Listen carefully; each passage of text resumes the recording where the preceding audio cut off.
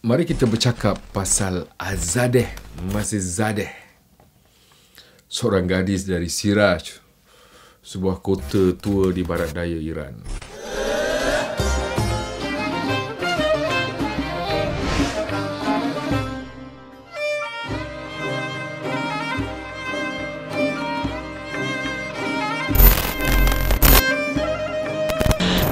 Waktu dia kecil, rumahnya ada TV dan daripada filem-filem luar, dia belajar bahasa asing dan kemudian mengajarkan bahasa Inggeris untuk anak-anak kampungnya.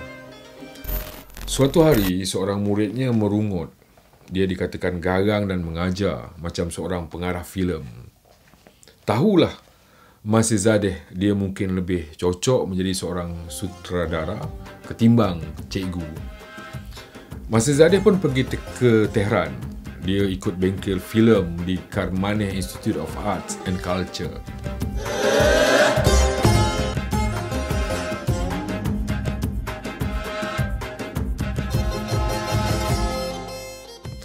Di sana dia bertemu seorang pengarah yang juga dia kagum, Azhar Farhadi, yang kemudian menjadi orang yang paling bermasalah kepada Masizadeh.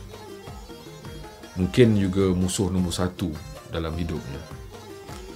Farhadi kita kenal dengan filem A Separation yang masyhur, yang menang anugerah Academy Award untuk filem terbaik foreign language 10 tahun lalu.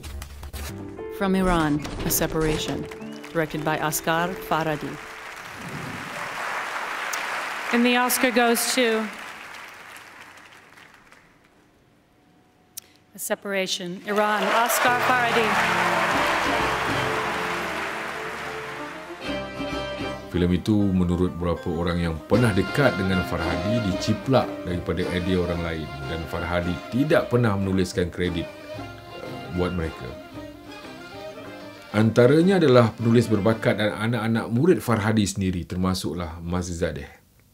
Saya membaca cerita Masizadeh lawan Farhadi, bekas gurunya itu, dalam majalah The New Yorker keluaran bulan lepas.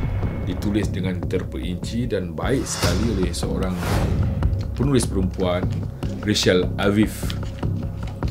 Masalah plagiarism adalah masalah yang serius termasuk di Malaysia. Pada November tahun lalu, kecoh pecah berita seorang penulis yang dikatakan seorang tokoh bahasa menciplak sajak karya penulis Indonesia yang asalnya bertajuk Orang-Orang Kalang. Bukan sahaja dalam dunia penulisan, cerita ciplak juga kita dengar dalam bidang seni yang lain. Teater, muzik, sampailah ke seni lukis. Kes Masizadeh lebih rumit lagi.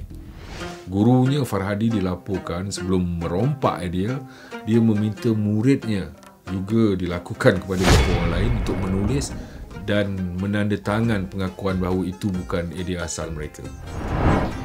Filem Masizadeh merupakan sebuah dokumentari bertajuk All Winners, All Losers, sementara filem versi ciplak oleh gurunya bertajuk A Hero. Mungkin disebabkan Masizadeh seniman baru, maka pada mulanya suara dia tidak dipedulikan sesiapa. Dia juga pernah diugut oleh Badan Perfilman Iran kerana dilihat cuba buat kacau matlamat kerajaan untuk mengangkat filem Iran ke persada antarabangsa. Bagi Masizadeh, gurunya itu sendiri tidak melihat atau gagal memahami betul-betul watak Shokri yang diciplak daripada watak Rahim dalam filem asal. Dalam All Winners, All Losers maupun dalam A Hero dikatakan terselit mesej mudah bahawa semua orang buat salah. Mengakui kesalahan itulah yang menjadikan seseorang sebagai wira sebenar. Kata Masizadeh, seperti mana yang dirakam oleh Rachel Afif, I think he is making film for other people. He does not make film for himself. Mungkin dalam hidup kita begitulah. Menjadi jujur adalah perkara yang paling sukar. And the Oscar goes to Iran, Asghar Farhadi.